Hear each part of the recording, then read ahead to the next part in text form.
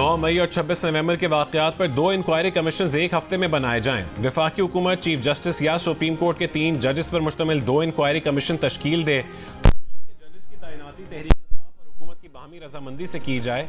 Commission बानी PTI की 9 मई से मुतालिक गिरफ्तारी की भी इंक्वायरी करे। PTI ने हुकूमत को तहरीरी मुतालबात पेश कर दिए। PTI ने यह मुतालबा भी किया कि वफाकी और पंजाब हुकूमत तमाम सियासी कैदियों की जमानत या सजाओं की मुअत्तली के अहकामात जारी करें।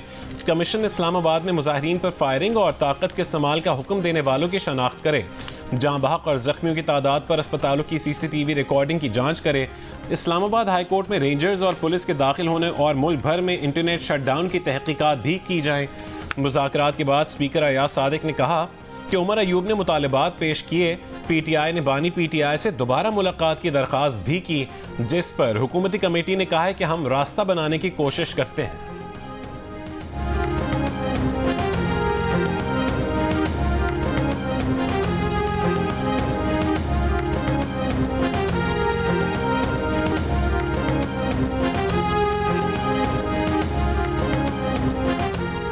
ना डील चाहिए ना ढील, मुज़ाकरात कामयाब ना हो सके तो एहतजाज ऊ से आगे जाएगा। कौमी असम्बली में अपोजिशन लीडर उमर अयूब ने खबरदार कर दिया। शिबली फराज बोले, कोई एक फरीक हट धर्मी पर उतरा तो सियासी अदम इस्तेहकाम में मजीद शिद्दत आएगी। वज़ीर आला खैबर पख्तूनख्वा अली अमीन गंडापुर ने कहा, शक व शुबहात होते तो मुज़ाकरात का हिस्सा ही नहीं बनते। जब ओपन मुज़ाकरात हो रहे हैं तो बैकडोर मुज़ाकरात की ज़रूरत नहीं। नून लीग के सेनेटर इरफान सिद्दीकी का कहना है कि 31 जनवरी से कबल तहरीक इंसाफ को हुकूमती कमेटी जवाब देगी। तहरीरी मुतालबात पर हुकूमत की जानिब से भी तहरीक इंसाफ को तहरीरी जवाब दिया जाएगा। तहरीक इंसाफ जवाब से मुतमईन हुई तो मुज़ाकरात आगे चलेंगे। 31 जनवरी की डेडलाइन से आगे भी जाया जा सकता है। आपकी और बैरिस्टर साहब की मुलाकात हुई है आर्मी चीफ से जो सिक्योरिटी पे, उसमें क्या इत्तेफाक हुआ है सिक्योरिटी के हवाले से? मेरी हुई थी, उसके अलावा तमाम पार्टी से उन्होंने की थी, तो मैं चेयरमैन बैरिस्टर साहब भी थे। चेयरमैन PTI बैरिस्टर गौहर की आर्मी चीफ से मुलाकात की। वजीर आला KP के बाद बानी PTI ने भी तस्दीक कर दी। अडयाला जेल में सहाफ़ियों से गुफ्तगू में बानी PTI ने कहा, एस्टैब्लिशमेंट से बराह रास्त मुज़ाकरात खुशाइंद हैं। बैरिस्टर गौहर और अली अमीन गंडापुर की मुलाकात आर्मी चीफ से अलहदगी में हुई, जिसमें तमाम मामलात और मुतालबात रखे। दूसरी तरफ से भी मुस्बत पैगाम मिला है। उम्मीद है अब सूरत हाल बेहतर हो जाएगी। इससे पहले वजीर आला KP ने बैरिस्टर गौहर की आर्मी चीफ से मुलाकात की तस्दीक की थी। गुज़िश्ता रोज़ सहाफ़ियों से गुफ्तगू में बैरिस्टर गौहर ने आर्मी चीफ से मुलाकात से इनकार किया था।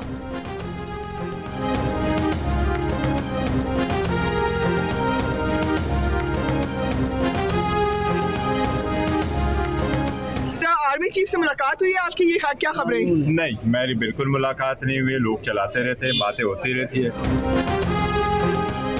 हुकूमत और PTI के मुअत्तल होने वाले बैक चैनल मुज़ाकरात फिर बहाल हो गए। बैरिस्टर गौहर और अली अमीन गंडापुर की 3 अहम तरीन शख्सियात से मुलाकात। Editor investigation the news Ansar Abbasi की रिपोर्ट के मुताबिक ज़राए का कहना है कि बैरिस्टर गौहर और अली अमीन गंडापुर ने पीर को 3 अहम शख्सियात से मुलाकात की। मुलाकात का मकाम ना तो इस्लामाबाद था और ना ही रावलपिंडी, ताहम बैरिस्टर गौहर ने इन मुलाकातों की तरदीद कर दी।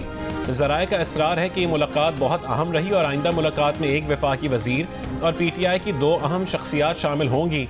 रिपोर्ट के मुताबिक मुलाकातों को नतीजा खेज बनाने के लिए लाजिम है कि तहरीक इंसाफ निज़ाम कबूल करके कशीदगी और तसादुम की सियासत से दूरी इख्तियार करे।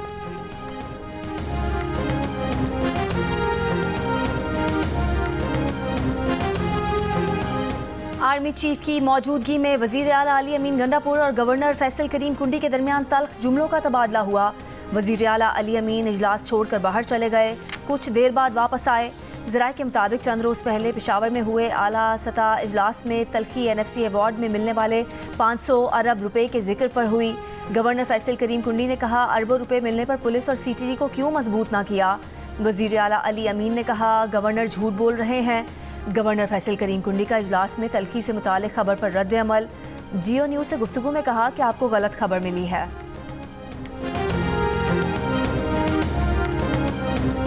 सुना है कि बिलावल भुट्टो को दावतनामा आ गया है। नहीं, वो तो हमारे 20 लोगों को आया है। आपके किस किस बंदे को आया? देखिए, ये तो कहने से आ जाती हैं, इसका कोई मसला नहीं। क्या आपको आया है या खान साहब?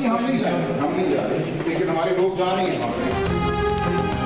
ट्रंप की तकरीब हलफबरदारी में शिरकत के लिए PTI के भी 20 लोगों को दावतनामा आया है। PTI के सलमान अकरम राजा का दावा, साथ ये भी कहा कि हम ट्रंप की तकरीब हलफबरदारी में नहीं जा रहे, हमारे लोग जा रहे हैं।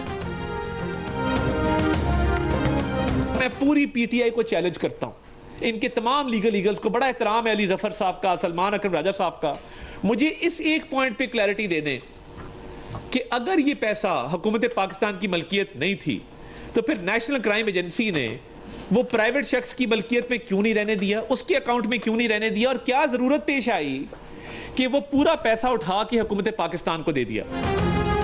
190 million pound scandal mega corruption scandal है। बरतानिया की नेशनल क्राइम एजेंसी ने रकम हुकूमत पाकिस्तान को क्यों दी? इसलिए कि ये हुकूमत और पाकिस्तान के अवाम का पैसा था। एक शख्स को 80 से 90 अरब रुपए का फ़ायदा दिया गया। वफाकी वज़ीर इत्तलात अता तारर की प्रेस कॉन्फ्रेंस, कहा पीटीआई दौर में काबीना से बंद लिफाफे की मंजूरी दी गई, जिसके बाद जुर्माना सेटल करके बानी पीटीआई ने अरबों रुपए कमाए।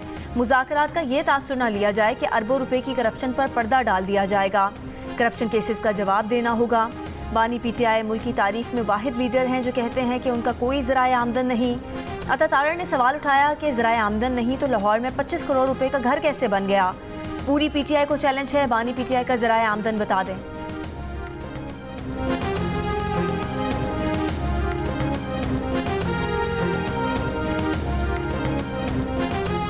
इमरान खान ने अपना सारा जो है ना क्या कहते हैं एतमाद जजेस के ऊपर रखा था।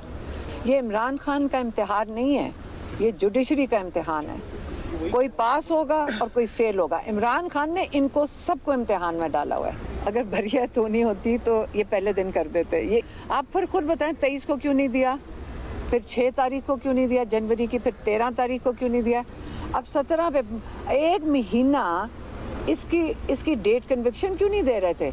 इनको समझ नहीं आ रही होगी लिखना क्या है। 190 मिलियन पाउंड केस बानी पीटीआई का नहीं, अदलिया का इम्तिहान है। बानी पीटीआई चाहते हैं अलकादिर ट्रस्ट का केस अवाम के सामने आए। अलीमा खान की इस्लामाबाद हाई कोर्ट के बाहर गुफ्तगू, कहा कि इस केस में बरियत होनी होती तो पहले दिन ही हो जाती। 1 महीना हो गया, फैसले की तारीख आगे बढ़ाई जा रही है। इन्हें समझ नहीं आ रही कि लिखें क्या। बानी पीटीआई के खिलाफ 190 मिलियन पाउंड केस का फैसला कल सुनाया जाएगा। केस का फैसला पहले 3 बार मौखिर किया जा चुका है। टल से कुरम के लिए जाने वाले सामान के काफिले पर बगन में रॉकेट हमला, एक गाड़ी को नुकसान पहुंचा, किसी जानी नुकसान की इत्तला नहीं मिली। हमले के बाद काफिला चेरी चेक पोस्ट से वापस चल रवाना।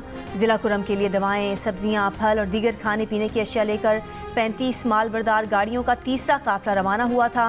काफिले की सिक्योरिटी के लिए पुलिस, एफसी और सिक्योरिटी फोर्सेस की भारी नफरी तैनात की गई थी। रास्तों की बंदिश के बायस पारा चनार समेत 100 से ज़्यादा देहात में खाने पीने की अशिया की किल्लत है।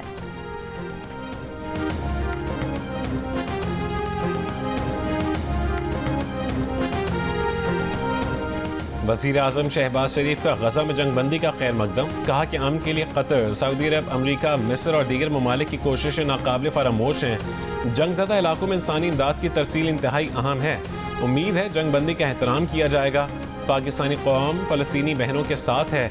वज़ीर आज़म ने कहा है कि मसला फ़लस्तीन का वाहिद हल 1967 वाली हुदूद पर आज़ाद रियासत ही है, जिसका दारुल हुकूमत अल-कुद्स शरीफ हो। हमास और इसराइल के दरमियान गाजा जंगबंदी के मुआहदे के ऐलान के बाद भी इसराइली बर्बरियत जारी। इसराइली फ़ौज के गाजा पर ताज़ा हमलों में मुतादिद बच्चों समेत 40 फ़लस्तीनी शहीद। मुआहदे के बाद इसराइल और फ़लस्तीन के शहरियों का जश्न। सीज़ फायर पर अमल इतवार से होगा। बेघर अफराद के घरों को वापसी डील का हिस्सा। इसराइली काबीना अमन मुआहदे की मंजूरी आज देगी। 6 हफ्तों की जंगबंदी पर अमल दरामद 3 मराहिल में किया जाएगा। मरहलावार सिविलियन कैदियों का तबादला और जंग के खात्मे पर मुज़ाकरात होंगे। दूसरे मरहले में इसराइली फ़ोर्स के कैदी हमास रिहा करेगी और गज़ा के अवामी मकामात से इसराइली फ़ौज का इनखला होगा।